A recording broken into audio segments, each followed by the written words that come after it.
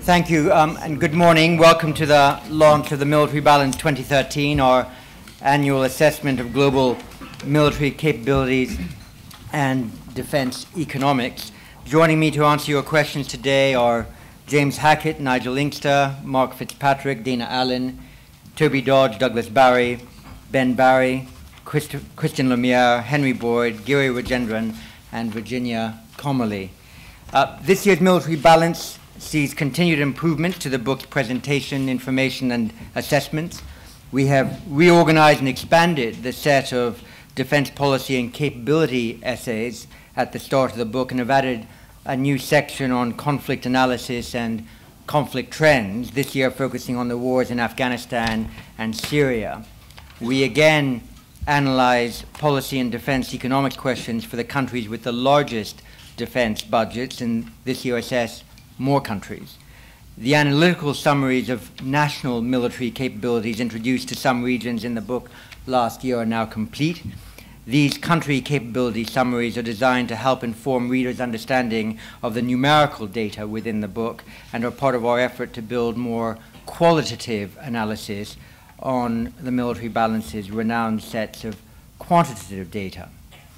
This year's Military Balance is published at a time when global attention remains focused on the strategic consequences of the Arab Spring, and particularly the civil war in Syria. Across that country, ethnic and sectarian fault lines have deepened. It is likely that government capability and support will further diminish. From a notional strength of 220,000, the Syrian army's effective strength had fallen by autumn 2012 to about half that number, and essentially the regime could only rarely be certain of the loyalty of the mainly Alawite special forces, the Republican Guard, and the elite 3rd and 4th divisions, perhaps 50,000 troops in total. The cumulative effect of defections, desertions, battlefield losses, and damage to morale will of course weigh heavily in determining the outcome of the conflict. External support for the rebels is increasing in terms of non-lethal assistance, funding for weapons procurement, and possibly in the near future, overt foreign supply of combat-capable equipment. They are now able to acquire some limited capabilities from foreign sources. Though a notionally united opposition emerged after talks in Qatar last November, concern persists about the sheer number of rebel groups, their aims, and the presence of jihadists amongst them. While the rebels' capability is increasing, the embattled Assad regime is aware of two things. On the one hand, the many rebel groups share a common objective to move it, but on the other hand, they share little else, are disunited and uncoordinated. Instances of rebel-on-rebel violence have been seen, as have confrontations between rebel forces and ethnic militias. The Assad regime is also aware that direct foreign intervention remains unlikely so long as no red lines are crossed, for example, through the use of chemical weapons. Syria will not, in this sense, be another Libya, but events in that country will provoke concerns about the aftermath of a regime collapse. A year and a half after the fall of Muammar Gaddafi, many Libyan rebel groups have still to disarm. If Assad falls, there will be a considerable focus among regional states and international actors about the intent of armed groups and the fate of government and rebel weapons. There is a considerable risk that a rapid end to the conflict is likely to be as destabilizing as its prolongation. Elsewhere in the region, Egypt's President Morsi has recalibrated relations with the country's military leadership, but has not challenged the armed forces' core corporate interests. Both Egypt and Tunisia saw comparatively stable transitions, at least initially, but extended civil deployments could have a negative effect on the readiness of both states' armed forces. In Tunisia, for example, there is concern that border security and the fight against armed militants has been partly sacrificed to the need to maintain civil order in the cities. Another regional country is in a later stage of transition and provides a salutary reminder of the possible outcome of regime change. As noted in our recent Adelphi book published by Toby Dodge, Iraq from War to a New Authoritarianism, heavy investment in the reconstitution of Iraq's security forces since 2004 has left the country again subservient to a military machine. The Adelphi says that the way the armed forces are now used by Prime Minister Maliki makes Iraq comparable not only to the repressive Arab regimes of the pre-Spring Middle East, but also to the country's own history from its independence in 1932 to regime change in 2003. Beyond political interference, a broad set of problems continue to plague the Iraqi army, and challenges remain for the armed forces to protect Iraqi airspace, the borders, and deal with continuing internal terrorist campaigns. While the Middle East region is clearly in a state of flux, all around it, the global redistribution of military power is continuing. Reflecting the subdued global economic climate, total defense spending actually fell in real terms in 2012 for a second year running. However, real increases were seen in the Middle East and North Africa, Russia and Eurasia, Latin America and in Asia, while real declines were seen in North America and Europe. And as we predicted this time last year, 2012 saw nominal Asian defense spending overtake that of NATO European states for the first time. This is not simply a result of Asia spending more, it is as much a result of states in Europe spending less. In 2012, European NATO members' defense spending was in real terms around 11% lower than in 2006. This reduction continues to shape military capabilities, and especially in the United Kingdom, France, Germany, Italy, and Spain, which account for almost 70% of European spending. According to our data, total military personnel in European NATO states have reduced from 2.51 million in 2000 to 1.86 million for the same set of states now, a decline in excess of 25%.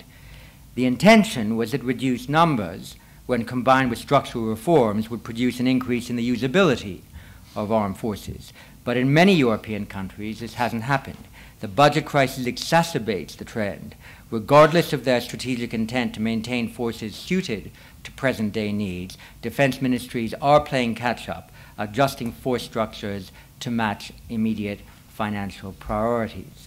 In 2011, European capability gaps were underscored by the war in Libya. The 2013 operation in Mali again highlighted shortcomings in airborne refueling, airlift, and ISR. Discussions on pooling, sharing, and role specialization continue, and NATO promotes its Smart Defense Initiative. But progress towards better cooperation remains limited, with national capitals concerned about loss of sovereignty and jobs. This is occurring as it becomes ever more clear that Europe should not presume that the U.S. will provide the same level of operational support. The restricted nature of the U.S. role in Libya and again this year in Mali could be seen as an incentive for European countries to work together to develop a wider spectrum of capabilities, but there is little sign that this is in fact happening. Defense spending is also, of course, in decline in the United States. The Pentagon was already implementing cuts of $487 billion over 5 years, and as a result of sequestration, will now need to make additional reductions of $600 billion over 10 years. The inflexible design of sequestration and the exemption of military personnel accounts from the process limit the Department of Defense's room for maneuver. It needs to be remembered, however, that the defense budget of the United States still equals that of the next 14 nations combined, and the United States still intends, of course, to remain engaged globally. Although much has been said about rebalancing to the Pacific, in military terms there is less there than first appeared. It will, of course, be important in the longer term, but the rebalance should mainly be seen as a signal that the U.S. will remain engaged in Asia-Pacific security, reflecting not just U.S. economic ties to the region, but also the emergence of China as a regional competitor in both economic and military terms.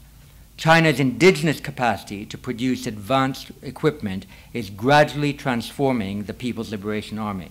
China's rise and its growing strategic reach was illustrated by the commissioning of its first aircraft carrier in September and the first at-sea landing of the J-15 combat aircraft 2 months later. But China is still learning how to operate carriers. The J-15 remains largely developmental, and the PLA Navy's ability to carry out integrated carrier task force group operations remains embryonic. Attention should also be paid to the new Type 52 destroyer, possibly designed to provide a blue water air warfare destroyer capability and the modular Type 56 corvettes and new maritime patrol aircraft, as well as recent developments in China's guided weapon systems. China's military developments are fueled by continuing increases in defense spending, witnessed by the 10.7% rise in its official defense budget announced last week. China now spends more on defense than neighboring Japan, South Korea, and Taiwan combined. When might Chinese spending rival that of the United States? If the 15% average annual increases in China's official defense spending seen over the past decade continue into the medium term, Chinese defense outlays could rival US-based defense budget spending by 2025. If additional elements of military spending widely believed to be excluded from the official PLA budget are included, convergence could occur in 2023, just a decade away. A graph on page 42 of the Military Balance 2013 shows a comparison of China-US defense spending projections under various assumptions, and I commend it to you. In the Asia-Pacific, potential flashpoints and smoldering conflicts continue to threaten peace and stability. In North Korea, it is clear that the military-first policy remains intact despite the change of leadership at the top. Following a failed effort last April, Pyongyang successfully launched a rocket to space in December, then in February, for the third time, tested a nuclear device. Pyongyang claimed the test was of a miniaturized nuclear bomb, and the yield was estimated to be around 6 to 7 kilotons. A test of a smaller device would be expected if North Korea wanted to be certain that it had a workable warhead to fit the nose cone of its Nodong missiles. Continuing tensions in the South China Sea have unnerved several Southeast Asian governments, particularly the Philippines and Vietnam, further motivating their attempts to improve their military capabilities. The ISS analyzed these issues in its next Adelphi book, Regional Disorder, the South China Sea Disputes.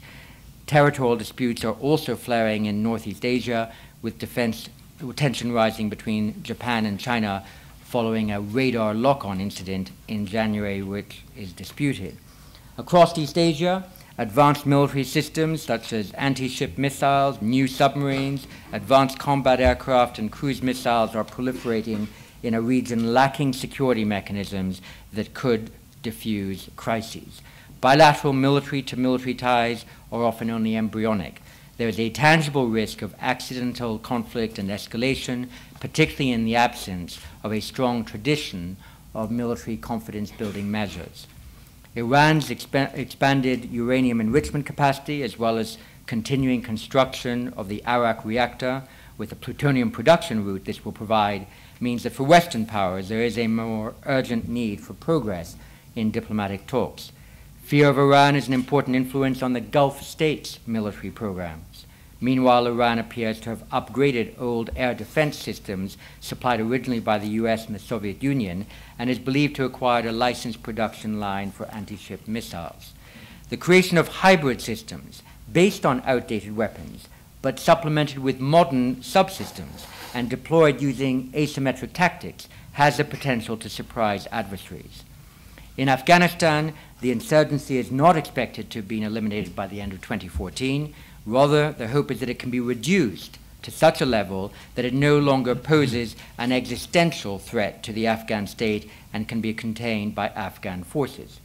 The most likely situation in Afghanistan in 2015 is a patchwork of insurgent activity, suppressed in many areas, but still important in others, particularly in the east.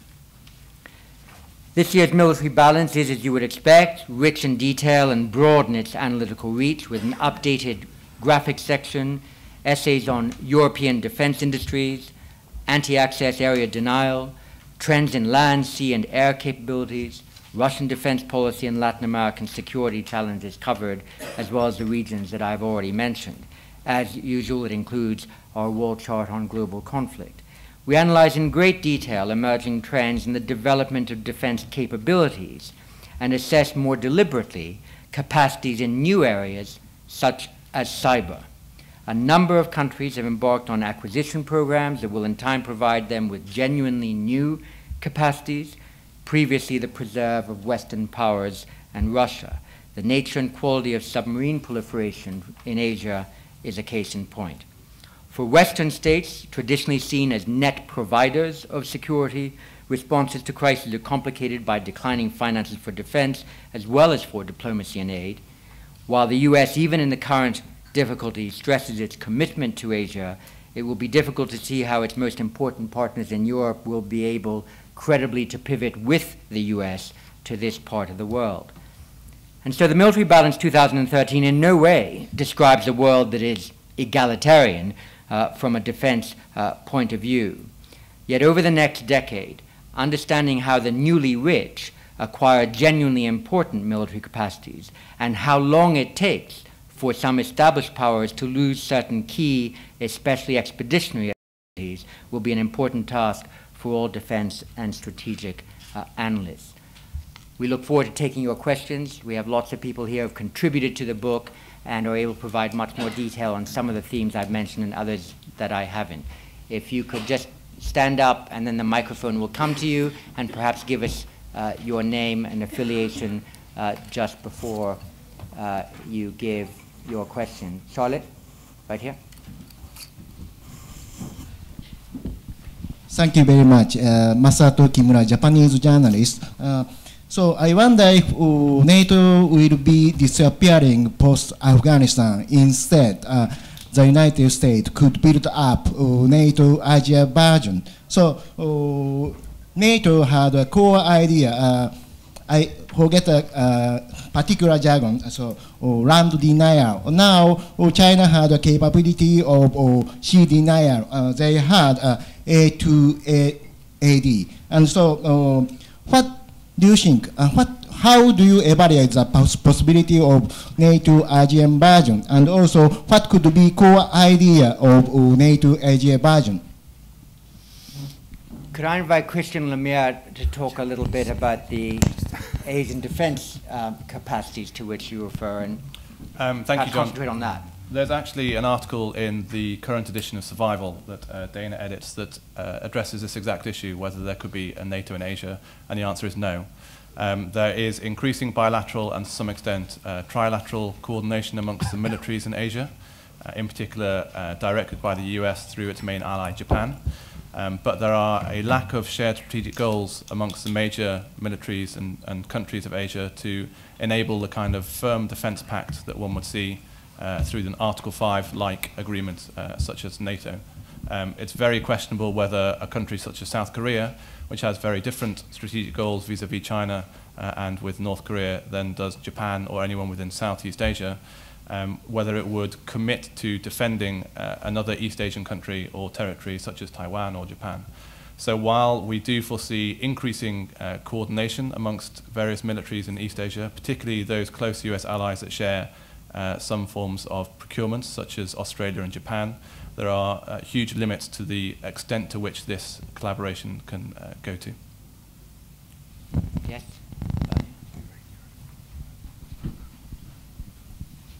Barry Alameddin, Al Hayat newspaper. Today, the French foreign minister said that Britain and France will give arms to the rebels in Syria. I wonder if anybody can comment on this, if it indeed happens. Also, if anybody can tell us about the exact role Iran and Hezbollah are actually playing inside the conflict. A third and very small question. You said, John, that Iran would surprise its adversaries. In what way, if you can expand on that? Thank you. Okay. Toby Dodge on the first two questions.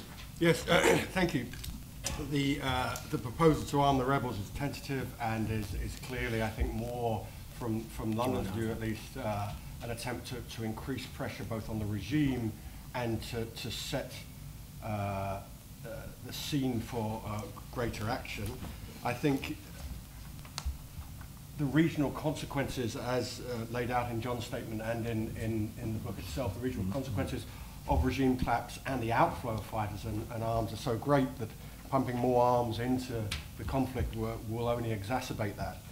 Clearly there is direct and very well-known evidence of Hezbollah's activities within Syria, and clearly Iran is giving extended support to the Assad regime as you'd expect it to, and using overflight rights across Iraq to do so, as this conflict is clearly a regional struggle, both for Iran keeping its major, if only one or two Arab allies in place, where the Gulf is throwing all of its weight behind trying to remove it. So I think, although the regime itself clearly has more life in it yet, and it's moved to a kind of a strategy of decentralizing its power, decentralizing its forces, building almost a shadow set of forces to remain in control when facing both army defections and a lack of resources, that the multilateral regionalization of the conflict will actually increase the instability of the aftermath of the regime's fall when and if that comes. James, just on the Iranian military capabilities. Yes, I'd commend actually the Iran section in the book. We've got an interesting essay on the Artesh IRGC Navy, the genesis of the IRGC Navy and their relative doctrinal differences. But on that point, we've got a section on Iranian defense industrial developments, and we talk about Iran's development of the I-Hawk system acquired from the United States in the 70s, and also SA-5, but particularly about the development of this reported licensed production anti-ship missile capability. Now, what we say is they've been deployed on small ships, helicopters, and other unique platforms. And it's not just the deployment on a range of platforms, it's the way these platforms are employed, using asymmetric tactics. For example, the small boats can be deployed using swarm tactics to try and swamp defenses. Those are the things that we're referring to when we say that has the potential to cause a surprise in a tactical sense. Yes, on the back there, if you stand up, then the micro... No, not you. Sorry, the one in front. Yes, thank you. Hi, you stand up. Thank you. Michael Klein, Shichi Press, Japanese news agency.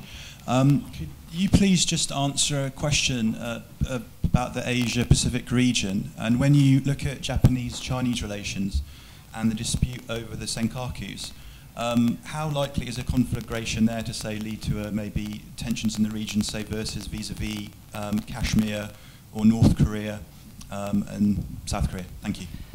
Christian? Thank you. We currently assess a conflict over the Senkaku Diaoyu Islands as a very low probability. The deployment of particularly Chinese maritime constabulary vessels to the islands indicates that while China is attempting to increase its influence and presence around the islands, it's not necessarily seeking any kind of conflict to resolve the issue right now. And it's very difficult to assess what a conflict over the islands would look like. There's currently no presence on the islands themselves. And it would be very difficult for either China or Japan to build a permanent deployment on these islands before any kind of retaliation. So we don't think a conflict in the short term is very likely, but it certainly has led to a deterioration in Sino-Japanese relations. It will lead to an increase in direct bilateral military competition between the two, an attempt by Japan to more firmly anchor the US in the Asia-Pacific as the primary guarantor of security. So it's certainly a destabilizing factor, but not one that is likely to descend to any form of significant conflict in the short term. Kim? Yeah, go ahead. Kim Sengupta from The Independent.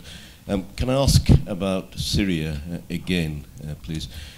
Sergei Lavrov said yesterday that if the UK does go ahead and go its own way and sets aside the EU sanctions policy, then and arm the rebels, it would be a breach of international law. What's your view? Do you think it is? And secondly, John, if I may, the proposal to send, as William Hague puts it, non-lethal aid, including armored vehicles, to Syria, and we are told this is to buttress the so-called moderate forces against the Islamists. What are the chances of the moderate forces getting them, and what are the chances of all this stuff being taken by Jabhat al-Nusra? Yeah, on both questions, Ben Barry.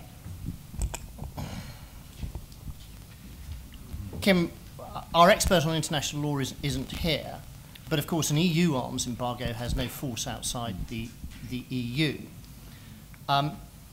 One way in which a state that wished to help the rebels with lethal aid could do so is to declare the rebel authorities the legitimate government, to recognise them and to de-recognise Assad. If the rebel authorities then asked for help, you know, there are some who would argue that that would be legal. Your question about the aid, I mean, the first thing I'd point out is there is no such thing as non-lethal military aid.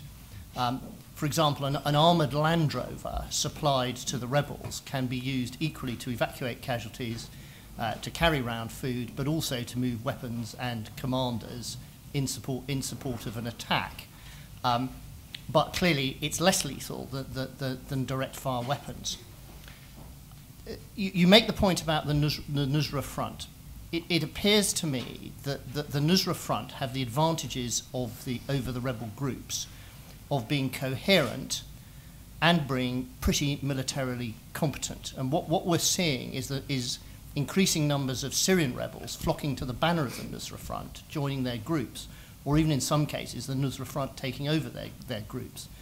Now the worry for Western policymakers must be that there'd be a sort of Darwinian evolution whereby the military effectiveness, the political effectiveness, and also to a certain extent the civil work that the Nusra Front does will lead to them gradually gaining in size and influence and becoming the dominant military party within the armed opposition. Now, just in front of Kim, yes.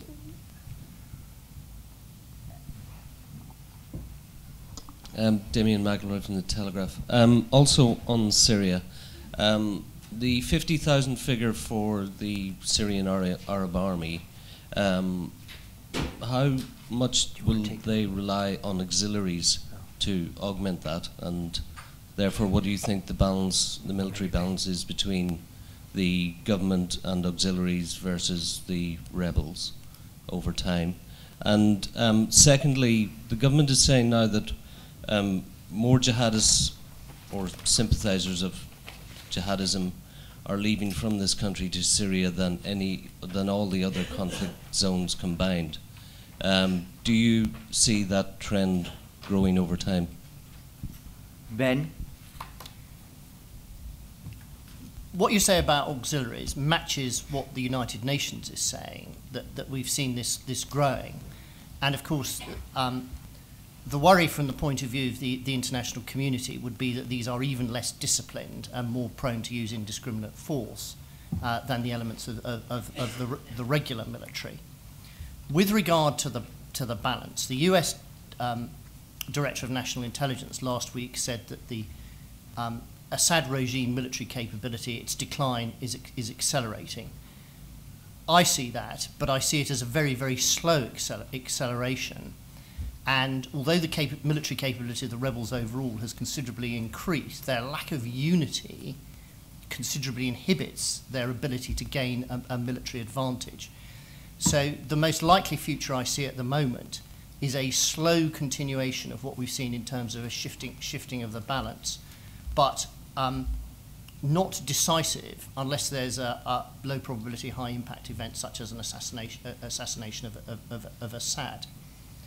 With regard to jihadists, well, certainly it's very easy from jihadists from European countries to travel to Syria's neighbours, be that Turkey, Beirut, or Jordan, and it's also very easy of them to travel to the Gulf to meet up with jihadist sympathisers there.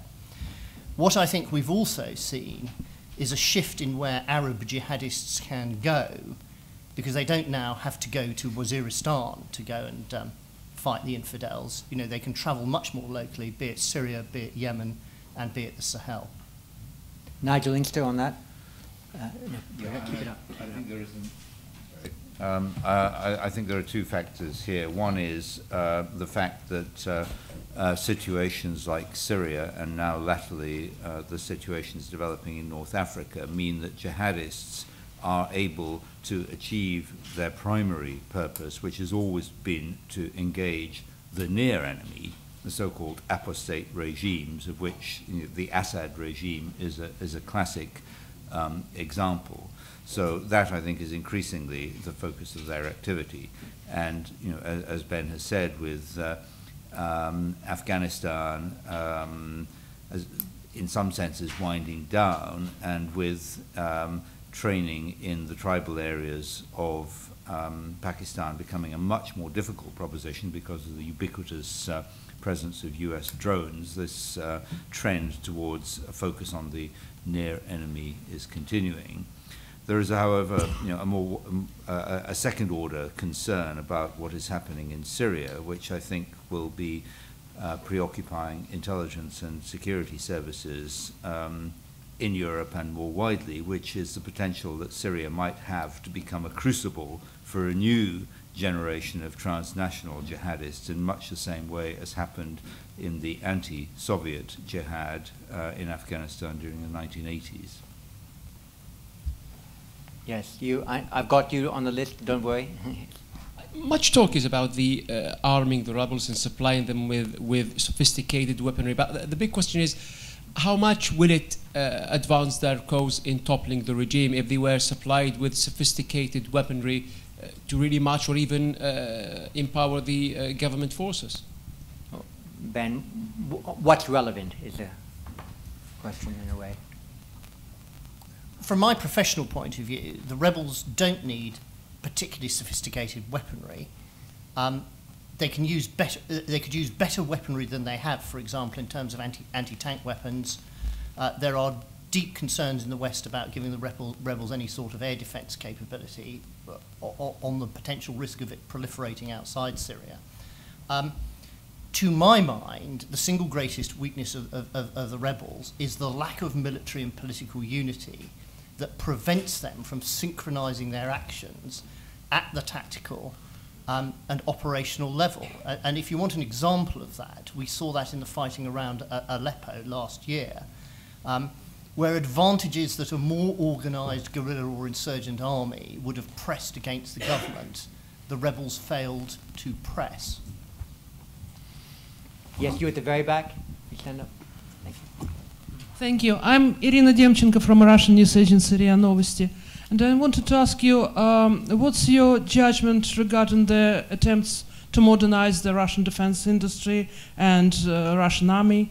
And what's your feeling on the cooperation between Russia and NATO? Is it in rise or decline?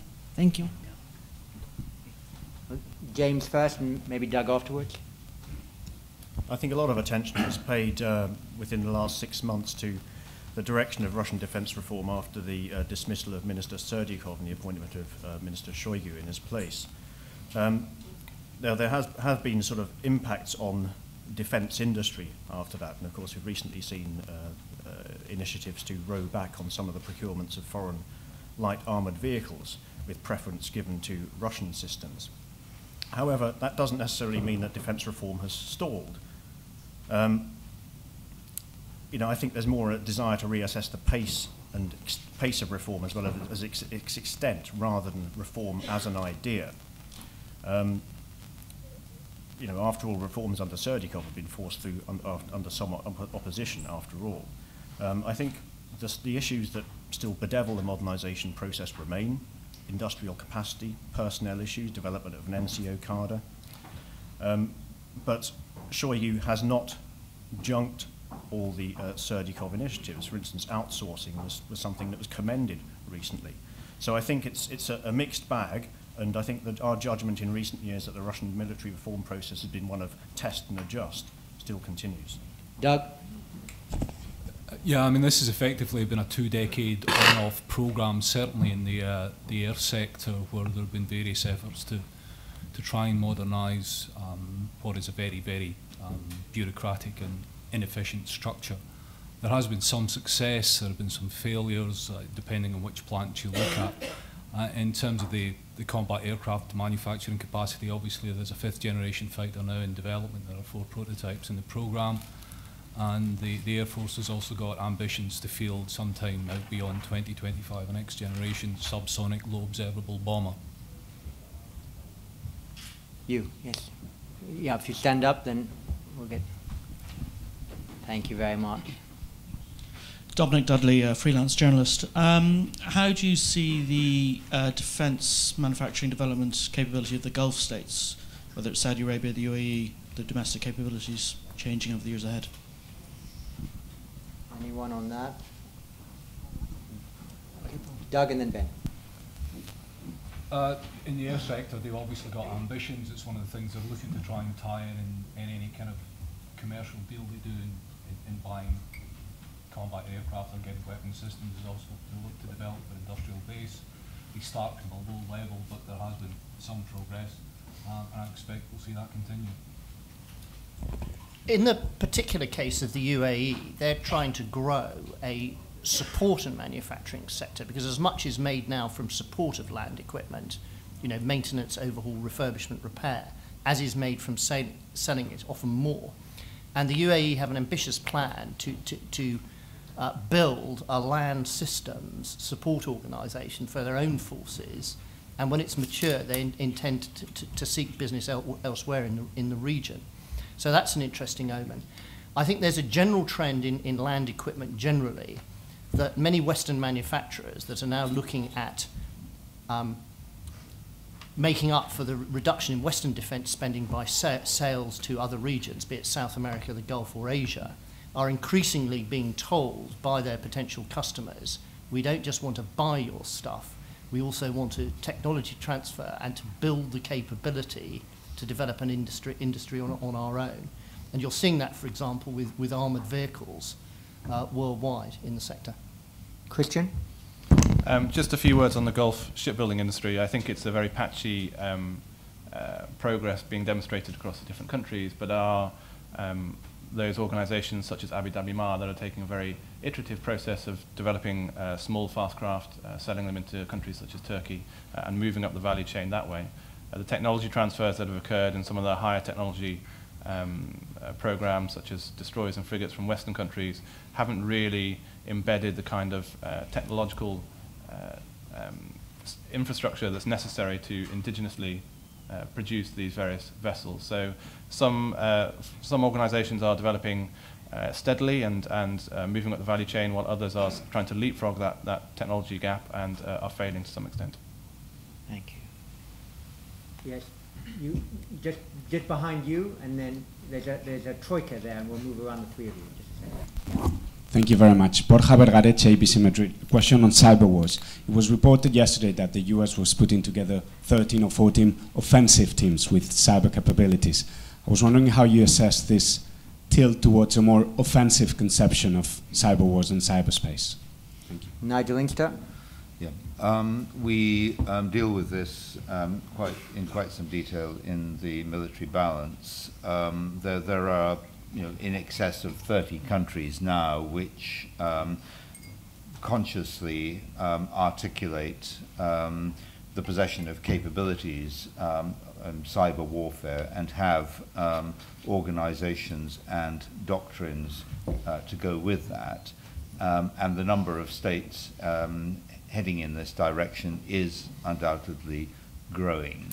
I think it's still the case that the United States is in a league of its own when it comes to developing and deploying these capabilities, and has certainly been the most active and extrovert in terms of developing an avowed military cyber warfare capability, which we don't know the entire story here, because recently President Obama signed National Security Directive 20, I think it was. We don't know the details of that, but that directive does actually allocate specific responsibilities in terms of who and how, who should conduct offensive cyber operations and how they should be conducted.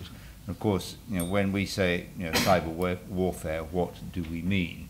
Do we mean the kind of Armageddon scenarios, the cyber Pearl Harbor that have been talked about in recent days, or are we rather talking about this constant backcloth of low-level contestation, cyber exploitation operations, espionage of various kinds, probing systems, looking for vulnerabilities? I mean, all of these can, in some sense, be considered aspects of cyber conflict, if not cyber war. So it's a complicated situation. As I said, we're seeing more and more of this. Any country now that has a national telecommunications organization in effect acquires a national signals intelligence capability, which gives it a reach that had previously only been the preserve of a small number of intelligence powers. So this domain is getting more crowded. There are no rules of the road. It's very interesting to note that in recent days we have heard both from China and the United States, the two countries most involved in trading allegations over cyber espionage and militarizing cyber domain, calls for rules of the road. Now this is something that has been discussed over a long period of time, so far without any real progress. We've got a Chinese proposed code of conduct, a Russian cyber convention, work in amongst Western governments on the promotion of norms in the cyber domain, but there has been no real meeting of minds. It's interesting to speculate whether the current Sino-US tensions in this area could potentially give rise to the beginnings of a useful negotiation on ways of constraining some of the more risky behavior that's undoubtedly taking place in this domain.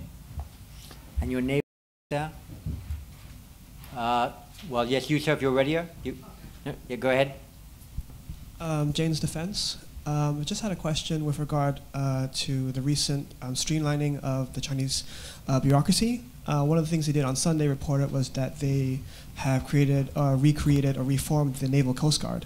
How does that kind of change the relations with, especially with regard to the Senkaku Diaoyu Islands? Does that create kind of a new wrinkle within kind of things that have occurred right now, especially with regard to how China has received international criticism for its handling of that area, especially in the past with the Scarborough Shoals incident with the Philippines, and now do we see, obviously the stance is probably the same as before, but should we see something different with the Coast Guard? Should we see an expansion, some kind of a different stance? What kind of wrinkle are we expecting from this?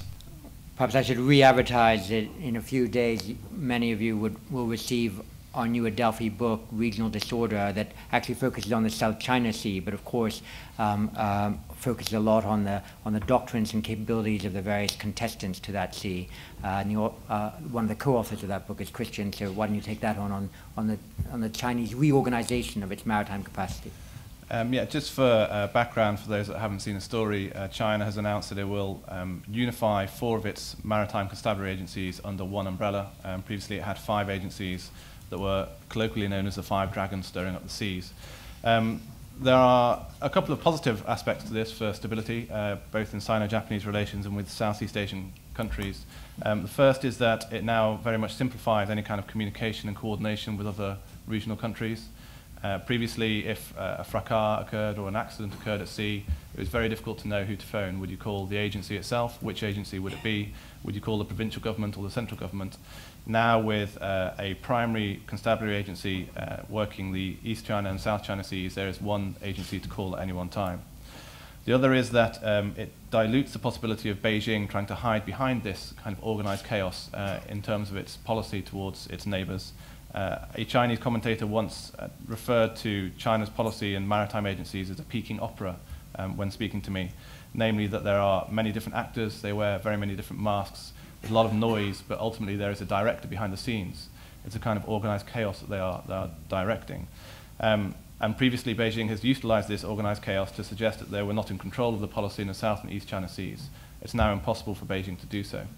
So it simplifies and harmonizes its maritime agencies in that way and makes it easier for other nations to understand the intent and capability. Having said that, it's also indicative of a now several years long program to expand the maritime constabulary forces that China maintains, and that is because China would like to increase its presence and its ability to coerce its neighbors through maritime constabulary forces in what I would call maritime diplomacy, a kind of modern form of gunboat diplomacy. So yeah, I mean, it's somewhat of a mixed bag in that it's now much easier for other states to coordinate and work out what China is thinking, but equally China is going to be a lot stronger in the maritime constabulary field. Yes, you, sir. Go ahead.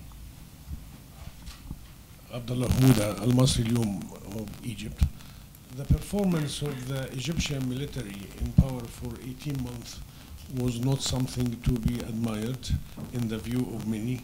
And now the performance of the Muslim Brotherhood president appears to be detrimental to the state in Egypt. Any comment? Yes, we don't cover this in detail in the military balance, but we're happy for Toby Dodd to try to answer your question on that. Thank you. I think Egypt is going through a very difficult transition where you still have the military as a main player. You have the Brotherhood as the most coherent political force on the ground, but as we've seen, the Brotherhood is, should we say, in intense difficulties with a highly mobilized urban population across Cairo. I think the removal of, there is some interesting work in chapter 7 of the book. The removal of Tantawi by Morsi was clearly coordinated with junior members in the military, and one assumes that there's been a pact to leave the military's economic interests alone in order to secure the coherence and the directional loyalty of the Egyptian military. So I think that leaves both the Brotherhood and the military on the same side of the equation with, I think, a still mobilized and very obviously angry street seeking to constrain Morsi's room for action and indeed room for dominance of the political process towards transition. As you said, not a happy situation, but I think we can plot that out without too many negative consequences going forward. Anyone else? Going, not quite gone. One more. Go ahead. Hi, Andrew Swidlicki from the Polish news agency. I'd like to ask what the consequences for Russia would be if Saddam regime fell. Saddam regime? No, Assad, we've done that. Assad regime, yes. Toby? I think, and we've had a very interesting strategic comment on this recently, I think there's a balance in Russia's policy between its clear understanding of what happened over the 1990s in the Security Council to international law and to state sovereignty, and its relations with a noted ally in the Middle East. And I think it's actually the international ramifications of what would the fall of the Assad regime, if it was in an extended intervention by international law that worries it covered under international law. So I think Russia is fighting for two goals. Certainly, it wouldn't the stabilizing of the situation in Syria, but a defense of state sovereignty at the international level. So if the regime goes and if the Assad regime falls and then the region descends into chaos, there must be a wonderful temptation in Moscow to say, look, we told you so. But if it cannot stop a sustained build-up to a multilateral but not a legal intervention in Syria, then that's the loss that it most fears, I suspect. That's the outcome that it most fears. Thank you very much. The press statement is outside. It's on the webpage. There's also a copy of this book. I would strongly recommend that you take one, because otherwise it would cost just under £300 on Amazon to get. So grab your own copy and really have a look at it, because the detail is quite extraordinary, and I think there are lots of useful stories you could pick out from it. Thank you very much.